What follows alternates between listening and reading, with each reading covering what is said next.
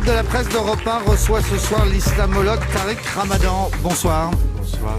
Vous vous présentez comme égyptien par votre famille, suisse de nationalité, français de culture et musulman de religion. Vous avez 1 million d'amis sur Facebook, vous donnez des conférences dans le monde entier. Mais en France, on vous reproche vos ambiguïtés, on vous soupçonne toujours de tenir un double discours. On pourra en juger ce soir. Je vous présente les grandes voix d'Europe 1, Tariq Ramadan, qui vont vous interroger. Arlette Chabot, Michel Cotta et Olivier Duhamel. Bonsoir les grandes voix. Bonsoir. Bonsoir à tous. Tariq Ramadan, on a entendu votre réaction après les attentats de Paris, on va y revenir, mais on ne vous a pas encore entendu sur la une du nouveau Charlie Hebdo, celui qui est sorti mercredi. Est-ce que cette une vous choque ? Non, elle ne me choque pas, elle est dans la ligne de ce que je connaissais du journal auparavant, et ma position avant n'a pas changé après, à savoir que je pense qu'il faut absolument défendre la liberté d'expression. Je pense qu'ils ont le droit, et il doit y avoir la possibilité de le faire. Je n'aime pas particulièrement cet humour-là. Je suis, comme l'immense majorité des Français avant ce qui s'est passé, un peu dubitatif sur la nature de l'humour qu'a produit Charlie Hebdo. Donc, mais est-ce que vous y voyez un signe d'apaisement de la part du journal avec ce titre au-dessus du prophète, tout est pardonné ? non, je ne pense pas que c'est le but. Le but, c'est de dire, nous n'avons pas peur et nous allons continuer dans la ligne qui fut la nôtre avant les événements. Et donc, c'est comme ça que je le comprends. Et donc, je pense qu'il ne faut pas qu'ils aient peur, qu'il faut qu'ils affirment ceci. Et la marche qui a eu lieu à Paris, c'est un peuple qui se lève pour dire il ne faut pas avoir peur. Et ça, je le soutiens. Il ne faut pas avoir peur. Il faut qu'ensemble, nous puissions dire ce droit à la liberté d'expression. Il faut le défendre. Maintenant, oui, je retiens que vous dites ils ont le droit de le faire. Ils doivent avoir la liberté, le droit, la bien liberté, sûr. le droit de le Bien faire. sûr, oui. Ça veut dire que l'interdiction qui est faite de dessiner, de reproduire le prophète ne s'applique qu'aux musulmans et pas aux non-musulmans. Oui, et de toute façon, De dessiner. À partir du moment où vous êtes dans la foi et la croyance, ça s'applique aux musulmans. On ne peut pas empêcher quelqu'un de pouvoir aller dans l'ordre de sa foi, lui. C'est-à-dire que moi, je ne bois pas d'alcool, mais il n'est même pas absolument possible d'interdire à quiconque de ne pas boire de boire de l'alcool. Donc, ce sont des prescriptions qui sont liées à notre perception. Et donc, maintenant, ils ont le droit, ils doivent pouvoir le faire. Et je l'ai dit dès l'affaire Rushdie. Je fus l'un des premiers en Europe à dire ce n'est pas une fatwa religieuse, c'est une fatwa politique. Et donc, j'étais opposé à cette fatwa, comme j'ai été ensuite opposé à n'importe quel traitement, en jugement, au procès contre la liberté d'expression. Dans tous les cas, tous ceux qui se sont passés, même avec Houellebecq, je pense qu'il ne fallait pas aller au tribunal. Il faut laisser la liberté d'expression s'exprimer, tout en disant, en tant que citoyen, que quand on a un droit, la pensée et la citoyenneté supposent qu'on a la responsabilité d'en faire un bon usage. Après, chacun fait comme il veut. Donc ils ne commettent pas de sacrilège. Mais c'est Ils commettent un dans sacrilège aux yeux des musulmans, mais aux yeux des musulmans, pour eux, on ne le fait pas. On ne rit pas du religieux comme on ne dessine pas le prophète. Et qu'est-ce qu'on fait quand quelqu'un vous attaque sur ce que vous croyez ? Eh bien, vous prenez une distance critique en lui disant « Faites ce que vous voulez si vous pensez que telle est votre liberté, et moi j'ai la liberté de vous ignorer. » Au fond, vous dites exactement Michel ce qu'a Cotta. dit le pape aujourd'hui, puisqu'il a dit si un grand ami parle mal de ma mère, il peut s'attendre à un coup de poing, c'est normal. On ne peut provoquer, on ne peut insulter la foi des autres, on ne peut la tourner en dérision. Au fond, c'est ça votre position. Non, pas tout à fait. Bon. Non, J'espérais bien quand même. Vous me faites dire quelque chose que je n'ai pas dit. Dites, et en l'occurrence, le pape dit on ne peut pas. Moi, je ne vais pas jusque-là. Il a une position d'autorité en disant sur le plan moral, on ne fait pas les choses. Je n'ai pas à m'exprimer de ce point de vue-là. Ce que je dis à quelqu'un, c'est qu'il peut le faire. Oui, mais vous tout dites ce que qu'il vous faut une pouvez... responsabilité, qu'il faut agir avec responsabilité. Ah ben, j'espère que vous êtes d'accord avec moi, sinon vous êtes dangereuse. En principe, la liberté d'expression, sauf la loi, elle est tout à fait Mais la autorisée. liberté d'expression, c'est une liberté dont il faut toujours faire usage avec responsabilité. Sinon, nous sommes tous dangereux les uns pour les autres. Mais Olivier c'est là où Duhamel. il faudrait Il faut être définir plus la précis, responsabilité. voilà. Oui. Parce que là, vous avez l'air d'avoir comme position, si je comprends bien, que c'est la pleine liberté de Charlie Hebdo et qu'il faut la respecter. Et puis maintenant, vous dites la liberté d'expression, il faut l'utiliser avec responsabilité. J'imagine que vous ne qualifiez pas leur dessin de dessin responsable. Et puis dans l'interview que j'ai entendue de vous sur Mediapart, vous dites Je suis pour le principe de la liberté d'expression. Je ne suis pas pour son usage lâche. Alors, vous êtes pour le principe, mais pas pour l'usage, pour la liberté, mais avec responsabilité, ou vous êtes pour leur pleine liberté, on n'y comprend plus rien. La façon moi, je ne comprends plus. Je vois bien, parce que la façon dont vous résumez ma pensée... Je cite, je ne résume pas, je cite. Non, vous résumez. Et vous résumez dans la confusion ce qui pourtant est dit dans la clarté. La clarté, elle est celle-ci. Du point de vue du droit, ils ont le droit. Du point de vue de l'usage de la liberté, personne ne peut les empêcher de dire ce qu'ils ont à dire. Et donc, ils ont le droit de le dire. Maintenant, en tant que citoyen, entre vous et moi, je suis dans un dialogue et je vous dis, votre droit, faites-en usage comme vous voulez, mais je pense qu'en tant que citoyen, vous devriez parfois avoir une réflexion sur l'usage de vos droits. Donc, c'est un usage civique du droit, et donc c'est autre chose, une autre discussion. Donc, ma position de principe, c'est qu'ils ont le droit et personne ne peut en faire la censure. J'espère que je suis clair. Voilà, ce que vous avez dit aussi. Mais c'était clair avant, c'est votre résumé qui était confus. Ce que vous avez dit aussi, c'est qu'à vos yeux, ces dessinateurs de Charlie Hebdo étaient des lâches. On va y revenir. Tarek Ramadan est l'invité du Club de la Presse. On va y revenir, il va s'expliquer juste après une première pause. Et le Club de la Presse d'Europe 1 reçoit ce soir l'islamologue Tarek Ramadan qui publie De l'islam et des musulmans. C'est son dernier livre aux presses du Châtelet. Tarek Ramadan, donc on parlait de votre réaction juste après les attentats. Je crois que c'était le week-end dernier. Vous étiez sur la radio suisse. Et vous avez condamné rapidement ce qui venait de se passer en France avant de revenir sur les dessinateurs de Charlie Hebdo et de les traiter de lâches. Je n'ai pas compris le terme de lâche. On peut traiter de lâche celui qui ne prend aucun risque. En l'occurrence, ils venaient de mourir tous. Comment peut-on les traiter de lâches ? Non, je pense que vous faites une erreur de chronologie. J'ai traité d'humour lâche ce qui avait été fait il y a, je crois, 3 ans, lors d'une intervention que j'avais en face sur une chaîne française. Et on a repris ceci dans une interview de 2 minutes où on me rappelait ce que j'avais dit il y avait 3 ans. Non, moi je parle d'une interview en direct où vous étiez par Skype depuis Doha. C'était pas le week-end dernier, ça ? Oui, non, mais ce à quoi on faisait référence, c'est un propos que j'avais tenu il y a 3 ans, disant que leur humour était un humour de lâche. Je ne les ai pas traités de lâche, j'ai dit que c'était un humour de lâche.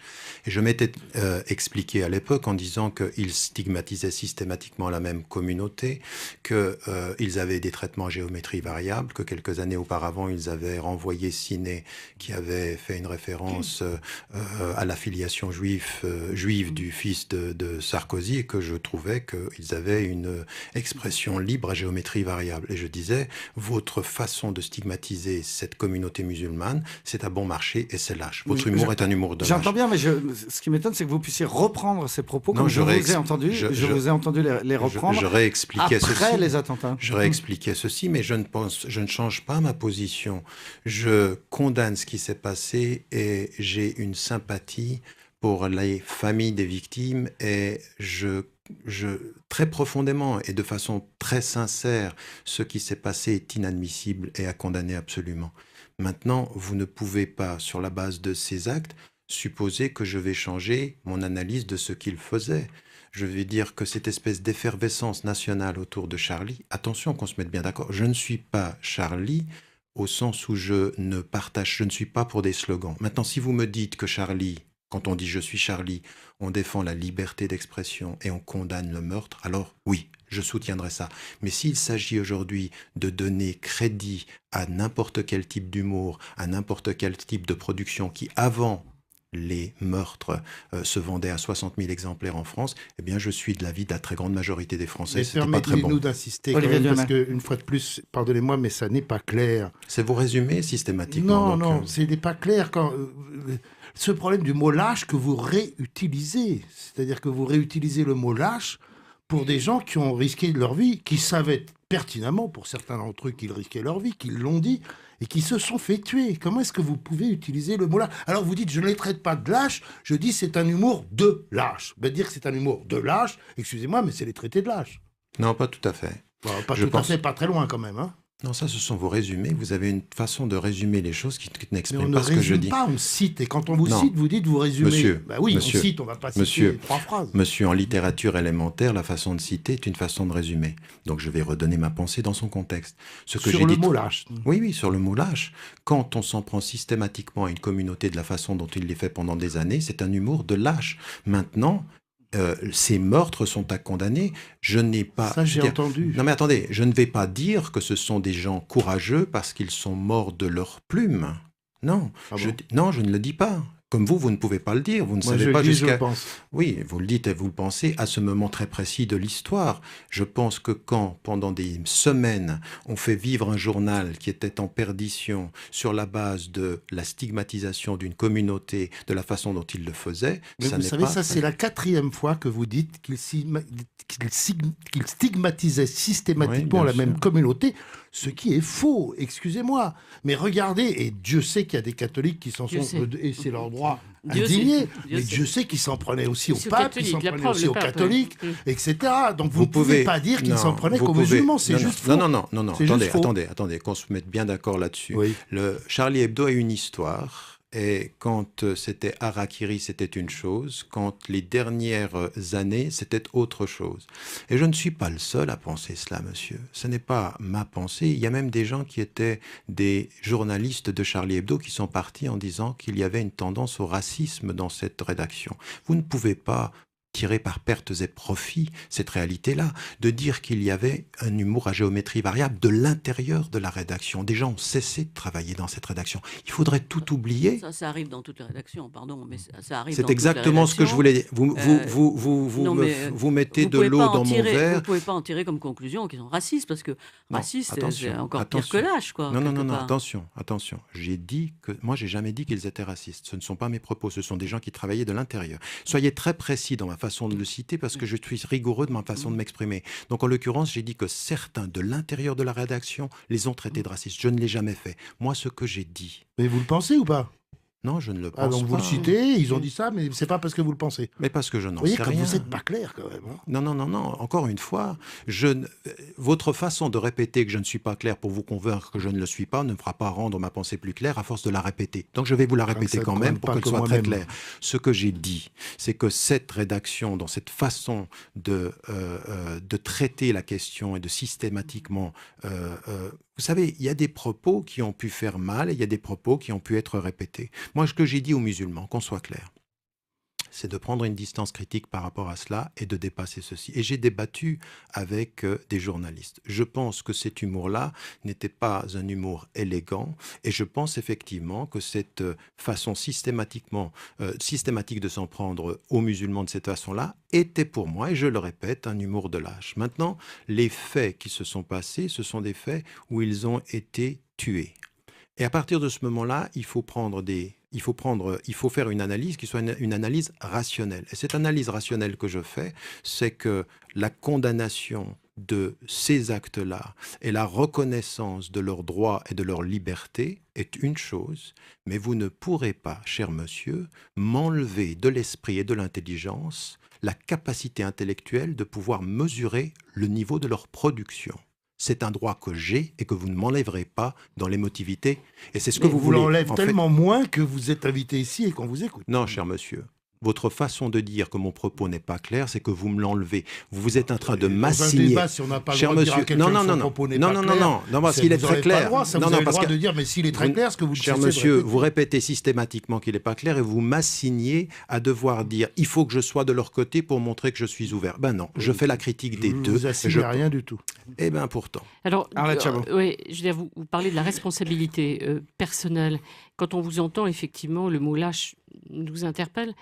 Vous dites de façon intelligente parce que vous êtes intellectuel, sophistiqué, ce que certains disent de façon très simple. Au fond, ils l'ont bien cherché. Ah, pas du tout. Ah non. Vous voyez, j'ai un petit problème avec votre façon de traduire ma pensée qui est complètement à côté. J'ai dit ça. Donc je Vous dis avez- ça. vous Non, avez je n'ai entendu pas ça dit ça. Je dis que est-ce que c'est aussi éloigné de cette expression qu'on a entendue de la part de certains qui étaient effectivement choqués par les dessins de Charlie et qui, après cet assassinat, qu'ils condamnent, disent Alors, mais après tout, ils l'ont bien cherché. Madame Chabot, permettez-moi d'être encore plus clair. Celui qui dit qu'ils l'ont bien cherché est quelqu'un qui, de ce point de vue-là, fait preuve de malhonnêteté, et sur le plan intellectuel et sur le plan du jugement moral. Puisque si vous condamnez ces actes-là, il n'y a pas à bien le chercher. Rien ne justifiera jamais, dans mon esprit ni dans ma langue, le fait de pouvoir être assassiné pour une production humoristique ou pour n'importe quelle autre production. Il faudrait quand même que vous sachiez que j'ai pris des positions dans le monde majoritairement arabe, parce que je ne peux pas rentrer dans 6 pays arabes sur ces questions de la liberté-là. Donc il y a celui qui vient vers moi et qui oserait dire « ils l'ont bien cherché » ou qui réduirait ma pensée à quelque chose qui est si peu clair que je pourrais tendre vers ceci, serait quelqu'un qui serait dans la malhonnêteté intellectuelle dans le résumé de ma pensée encore. Donc je n'y ai pas pensé ça, j'ai pas Là, dit. c'est clair. Est-ce que je suis malhonnête Parce que ça c'était pas clair tout à l'heure encore. Vous allez me le dire combien de fois que c'est pas clair pour Mais que, même pour- quand je vous dis que c'est clair, vous n'êtes pas content.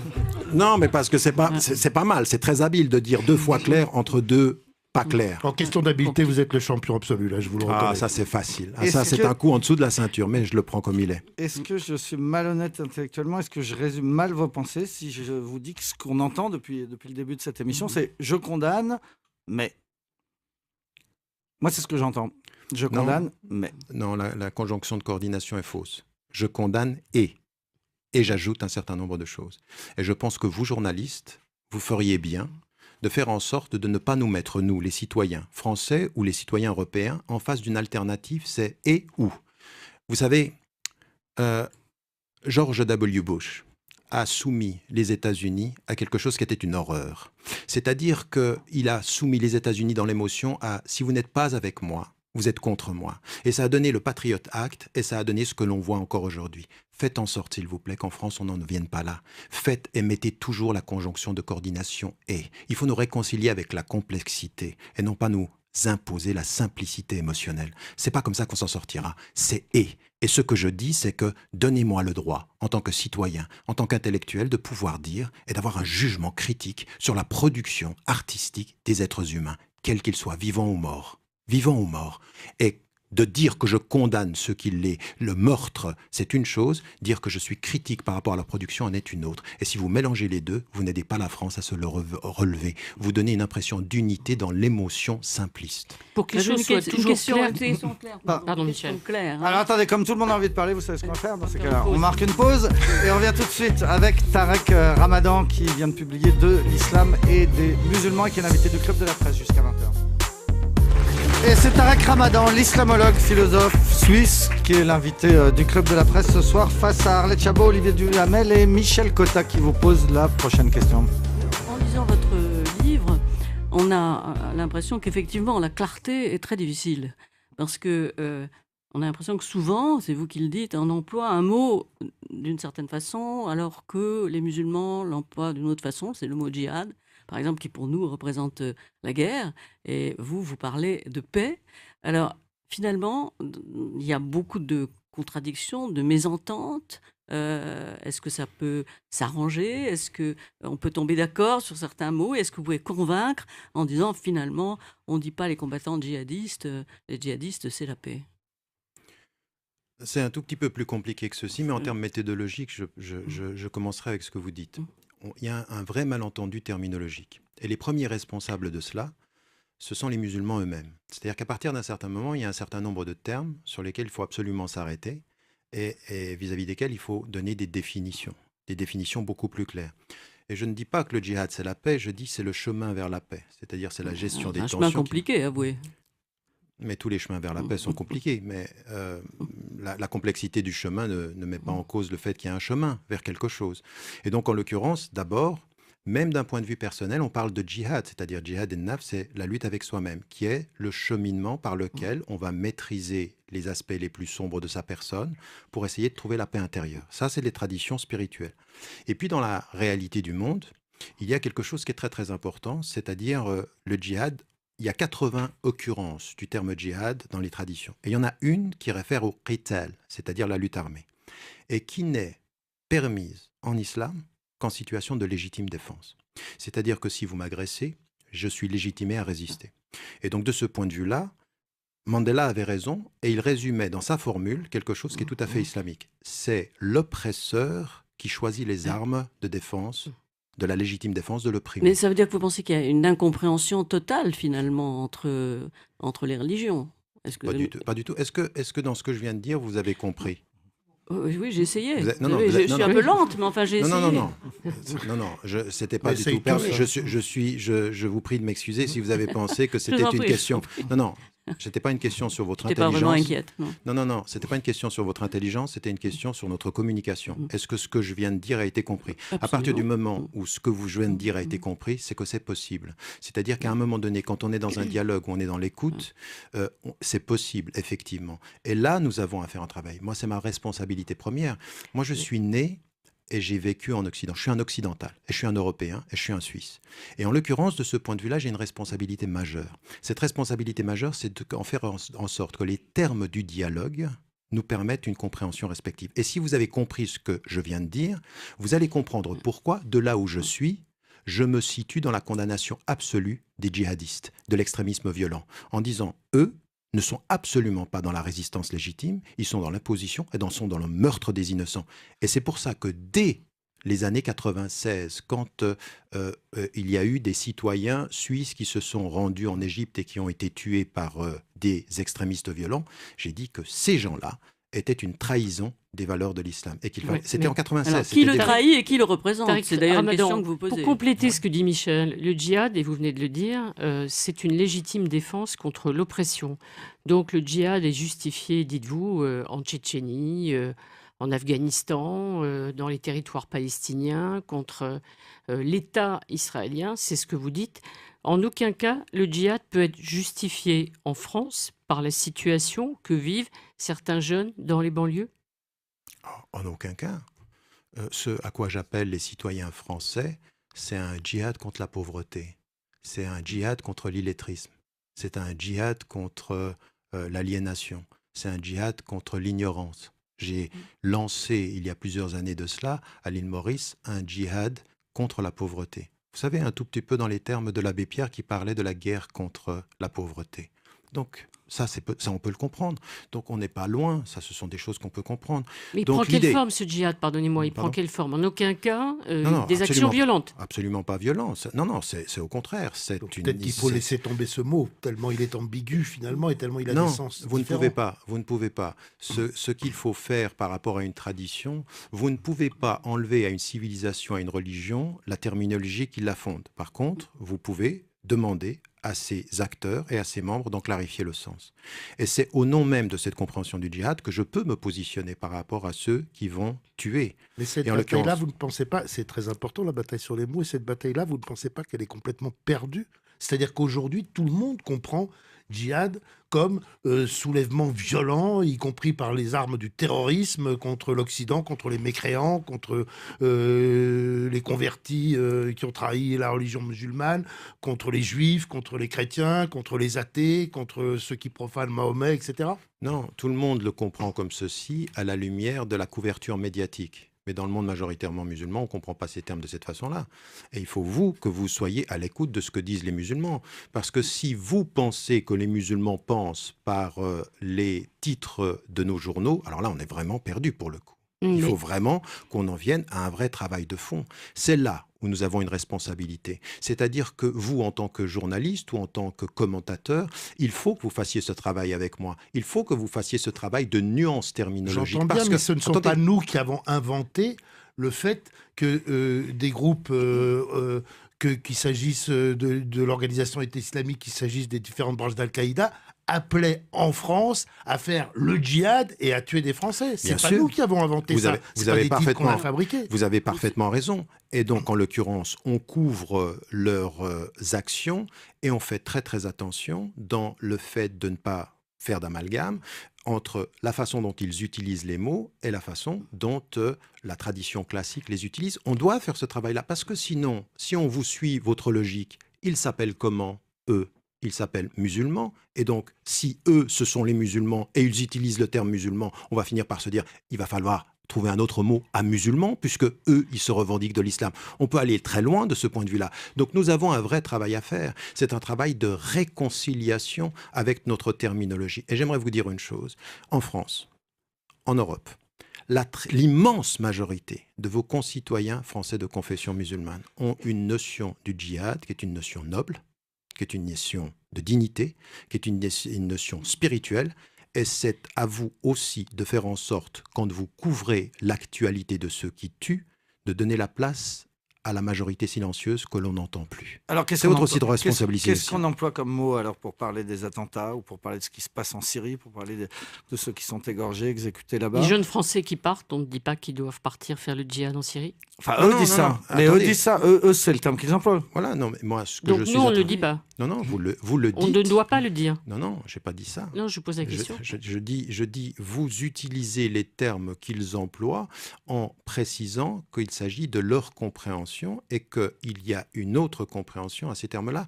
En d'autres termes, si j'utilise un terme et que j'en dévoie le sens, vous, dans votre ordre de pensée, si je le fais en français par exemple, vous allez dire entre deux virgules, selon sa compréhension ou selon sa définition. De français à français, vous le faites, mais vous en perdez la nuance terminologique quand il s'agit de l'arabe au français, parce que ce saut entre la langue vous permet de laisser entendre que votre façon de le traduire en français, c'est le sens arabe. Non, Mais il vous faut faire comprenez bien avec... qu'on peut faire ça dans une émission sur temps long, comme on le fait ici, mais qu'on ne peut pas, à chaque fois qu'on fait un flash d'information, Ouais, dire et monsieur. qu'ils partent le djihad selon leur conception qui n'est pas celle de Non, la majorité attention. des musulmans. C'est juste impossible. On est bien d'accord que parfois, on doit couvrir les événements tragiques. Et là, on va résumer les choses de cette façon-là.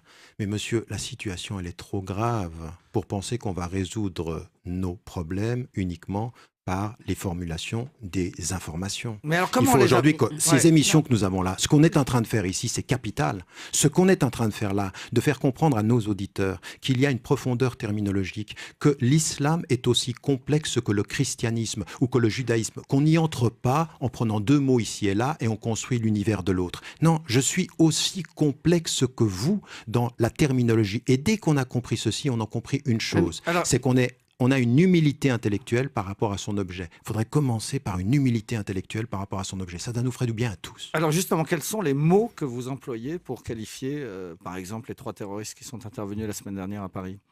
Ah, moi, je Si parle on- moi, je peux parler de terrorisme, je peux parler d'extrémisme violent.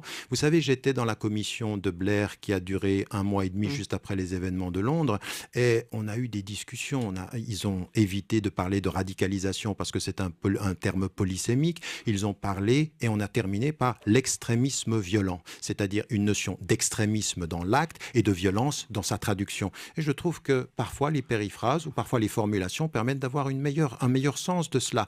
Et quand on parle, par exemple, de salafisme, djihadisme, on va avoir toute la compréhension. Donc, il faut s'armer de cette terminologie pour faire attention. Vous savez, la confusion commence dans la confusion terminologique. Et si on ne le fait pas, on va Oui, on mais va les tout expressions confondre. que vous proposez ne contiennent pas le terme musulman. Il y a eu un vrai débat ces jours-ci en France là-dessus. Vous avez eu Laurent Fabius, ministre des Affaires étrangères, qui disait qu'il ne voulait pas employer le terme islamiste parce que ça renvoyait indirectement à l'islam et que ça produisait des effets négatifs et qu'il fallait donc juste parler de terroristes.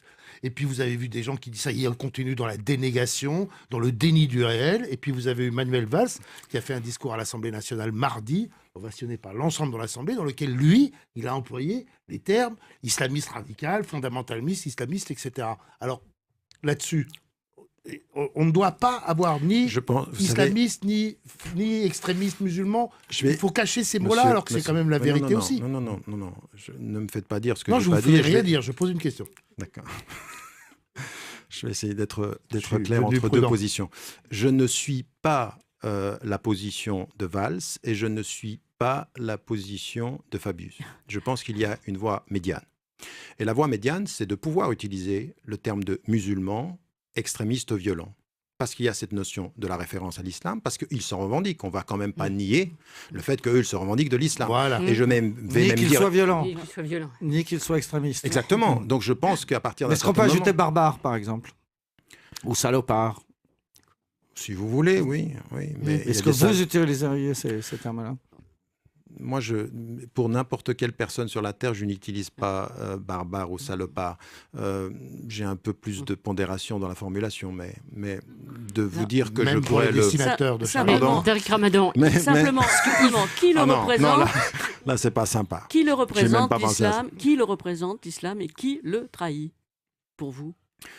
Ça, c'est une excellente question parce que je pense qu'il faut... Vous savez, j'ai écrit un livre qui, malheureusement, j'ai un grand problème avec mes interlocuteurs en France, c'est que souvent, on me reprend sur des émissions comme celle-ci, mais on ne lit pas mes livres. J'ai un livre que j'ai écrit il y a quelques années qui s'appelle « La réforme radicale ». Et dans ce livre-là, je fais une étude de fond sur nos problèmes. La réforme radicale, c'est un processus de relecture de nos textes. Nous avons une grave crise de l'autorité en islam. Pas simplement chez les sunnites, mais chez les sunnites et les chiites. Parce que ce qui a été une diversité qui aurait pu donner une richesse est devenu une cacophonie et une division. On ne sait pas qui parle pour les musulmans aujourd'hui. Oui. L'islam est en guerre intérieure, c'est ça? Non, c'est pas. Non, ça c'est aussi une formulation que j'avais entendue en disant non, c'est plus complexe que ça. Et parce qu'il y avait une autorité. Il y a eu une autorité? Non. C'est Alors une attendez, bonne- pardon, ça c'est un vrai débat. L'islam de France, son organisation, Non, son non, je parle autorité. pas de On la marque France, une ouais. pause Uniquement, et on en revient général. tout de suite avec Tarek Pas Ramadan, uniquement. invité du Club de la Presse d'Europe 1. Et avec l'islamologue, le philosophe suisse Tarek Ramadan qui vient de signer de l'islam et des musulmans et qui est l'invité du Club de la Presse face à Arlette Chabot, Michel Cotta et Olivier Duhamel. Tarek Ramadan, une partie importante des Français, vous avez découvert la première fois lors d'une célèbre émission de télévision qui avait fait beaucoup de bruit, c'était sur France 2, vous étiez face à Nicolas Sarkozy et il y avait eu cet échange assez spectaculaire entre le futur candidat à la présidence et vous sur la question du moratoire sur la lapidation des femmes adultères. Vous avez dit que vous étiez pour un moratoire et Sarkozy vous avez dit que ça veut dire. Ça veut dire moratoire, c'est arrêter provisoirement. Donc vous avez dit on arrête seulement provisoirement et ensuite on reprend la lapidation des femmes adultères. Je pense que tout le monde s'en souvient. J'ai deux questions. La première, c'est est-ce que vous en gardez un très mauvais souvenir? Et la deuxième, vous en êtes où sur cette question? Permettez-moi encore, je suis désolé, j'ai vraiment, encore une fois, hein, on dit souvent que c'est ma façon de parler qui est problématique. Parfois, c'est la façon de m'écouter et de m'entendre. Je n'ai jamais dit ce que vous avez dit dans la deuxième partie. Je n'ai jamais dit on arrête et on reprend. Au contraire. Non, c'est Sarkozy qui vous avait dit ça. Vous aviez évoqué le mot moratoire de la lapidation des femmes adultères et Sarkozy l'avait traduit par cette phrase. Vous voulez donc qu'on arrête avant de reprendre. Voilà. Et en fait... c'est pas du tout ça que veut dire un moratoire. Aux États-Unis, Amnesty International, dans sa stratégie par rapport à la peine de mort, utilise le concept et la stratégie du moratoire, c'est-à-dire c'est une étape dans laquelle on ouvre le débat parce qu'on sait que si on va directement sur l'abolition, ben, c'est perdu d'avance. Et donc, en l'occurrence, j'avais dit ma position, que moi j'étais contre, mais que ma position, elle n'était pas majoritaire dans le monde musulman. Et j'avais expliqué, en l'occurrence, mais... il a été particulièrement habile. Il a été habile pour gagner apparemment la victoire du moment, mais je l'ai remercié d'avoir été mon agent de presse pour tout le reste. Parce qu'il m'a permis d'avoir un impact particulièrement important dans le monde majoritairement musulman. Pourquoi? Parce que ma position, elle est la suivante. Ma position, elle est qu'on ne peut pas ne pas considérer qu'il y a des textes. Et en particulier, en l'occurrence, ça n'avait rien à voir avec les femmes adultères, parce que la question de la lapidation, c'est pour les hommes et pour les femmes en islam. Il n'y a pas de femmes adultères et ce n'est pas spécifié. Mais moi, je parlais de tout ça.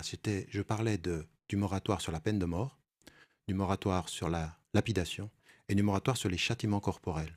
Et en l'occurrence, dans ma position, c'était de dire aux musulmans, et regardez la position comme elle est beaucoup plus forte que simplement de faire plaisir aux Français. Moi, je ne suis pas là pour faire plaisir aux Français, je suis là pour faire avancer la pensée musulmane de l'intérieur aussi. C'est dire maintenant on arrête tout.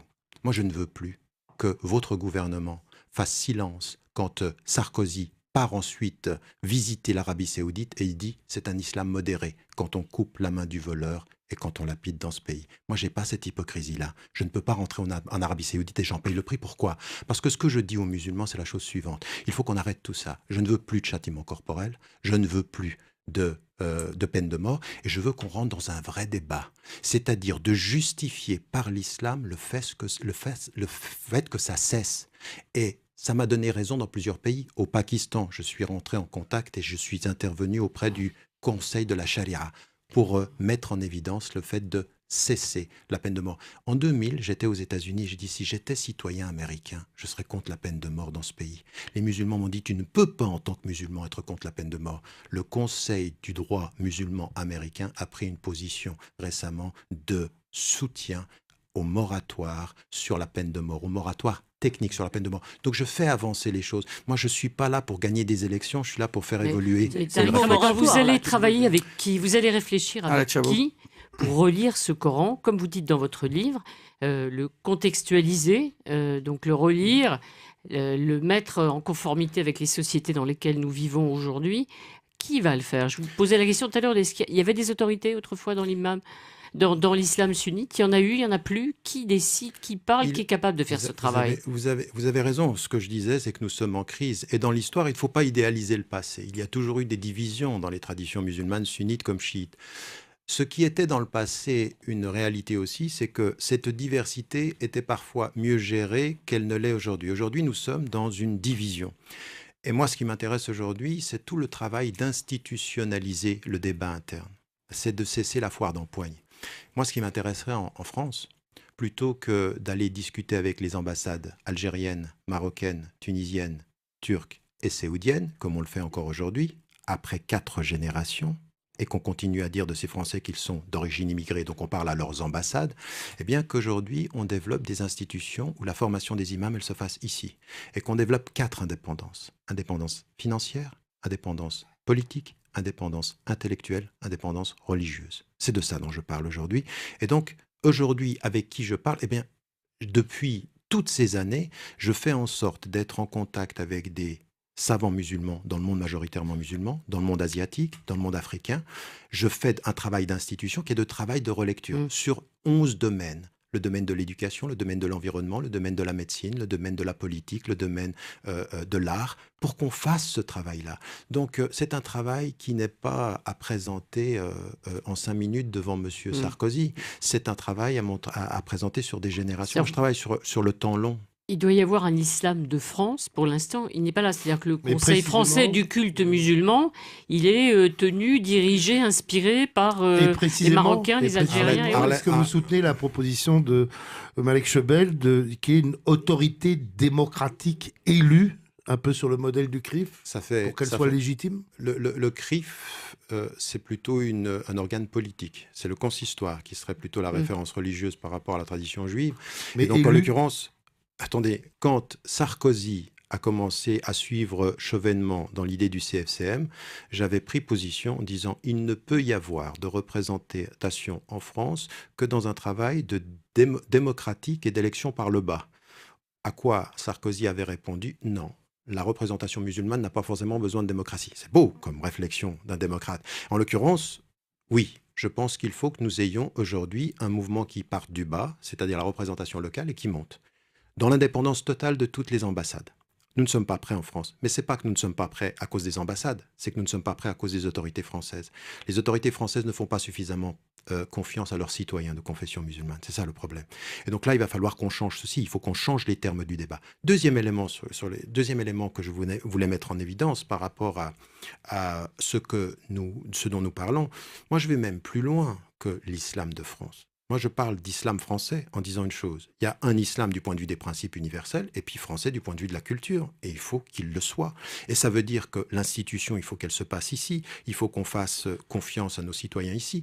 Mais ça, je dis ceci depuis 30 ans, sans doute.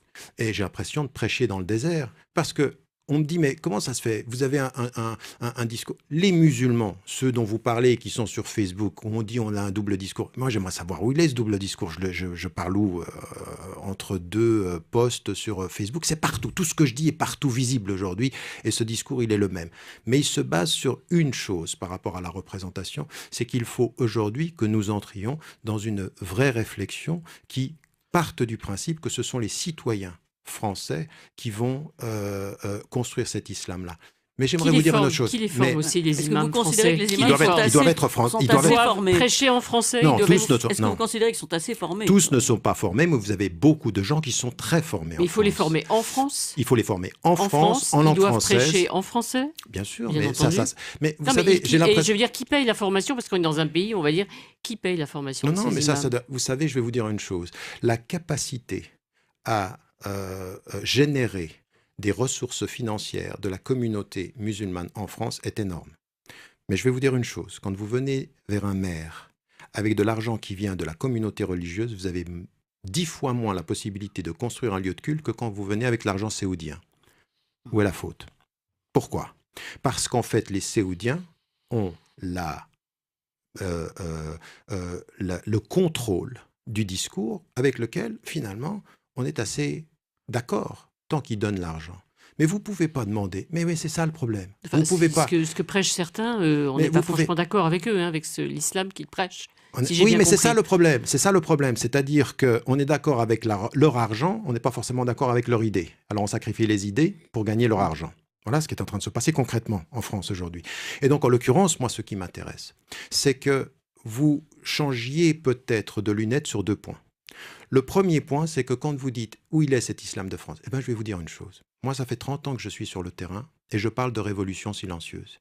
Il y a des femmes et des hommes aujourd'hui qui sont complètement français, qui se sentent français, qui ont le sens de l'appartenance et qui ont vraiment développé un discours qui, il y a 30 ans, était difficile sur la question de la citoyenneté, sur la question de l'identité, sur la question de la langue française. Il y a des mosquées, énormément de mosquées où les prêches sont en français, où des formations sont faites pendant le week-end en français. Moi, quand je commençais au début des années 90 à parler en français, je suivais un mouvement, on était au début. Maintenant, c'est la norme. Cet islam français, il est sous vos yeux. Encore faut-il le voir tel qu'il est. Pas avec les fantasmes de cet islam de l'immigration, mais de l'islam français. Je pense que ça, c'est une démarche que j'aimerais bien voir développée par un certain nombre de journalistes aussi. Dimanche, Tarek Ramadan, il y avait donc ces centaines de milliers de personnes dans les rues en France. Certains, beaucoup portaient ce panneau « Je suis Charlie ». Vous nous avez dit, on l'a bien entendu, moi je ne suis pas Charlie. Il y avait aussi des gens qui portaient « Je suis flic »,« Je suis juif »,« Je suis musulman ». Puis il y avait des gens qui portaient les 4 à la fois, qui disaient « Je suis Charlie, flic, juif et musulman ». Ouais, et français. Vous auriez pu porter une de ces pancartes-là, vous ? Je suis musulman, oui, on l'entend bien. Mais est-ce que vous auriez pu porter « Je suis juif et musulman et flic » ? C'est-à-dire, je me sens solidaire de toutes les victimes de ça. J'aurais pu. Vous savez, pour moi, je suis très précis et je fais très attention aux slogans. J'aime pas les slogans qui ne rendent pas ma pensée claire. Donc, si, dans l'idée de soutien à ce que j'ai dit tout à l'heure, ce peuple qui se lève et qui dit « Nous n'avons pas peur, nous sommes contre le meurtre et pour la liberté d'expression », je peux être tout ça à la fois, et je le suis. Maintenant, je ne veux pas de récupération politique. Je veux vous dire une chose. J'ai exprimé un malaise quand j'ai vu la représentation politique qui était au devant de la marche. Les chefs d'État. Les chefs d'État. Moi, il y a des chefs d'État qui sont d'Asie, du Moyen-Orient ou d'Afrique. Ils auraient mieux fait de ne pas être là. Vous savez, la meilleure marche qu'on aurait pu avoir en France, c'était une marche citoyenne où il n'y a pas de récupération politique. Les récupérations politiques font que je suis plus prudent avec les slogans. Mais comprenez bien l'idée, c'est-à-dire une forte empathie avec le peuple de France, en espérant que le peuple de France ne s'arrête pas à l'unité de l'émotion, mais qu'il trouve l'unité de ses principes et qu'il se réconcilie avec ses principes aussi, parce que parfois on a tendance à les oublier. Merci beaucoup Tarek Ramadan, l'islamologue, philosophe suisse et auteur de L'Islam et des musulmans qui vient de sortir aux presses du Châtelet. T'es l'invité du Club de la Presse. Te souviens-tu du temps où j'avais quasiment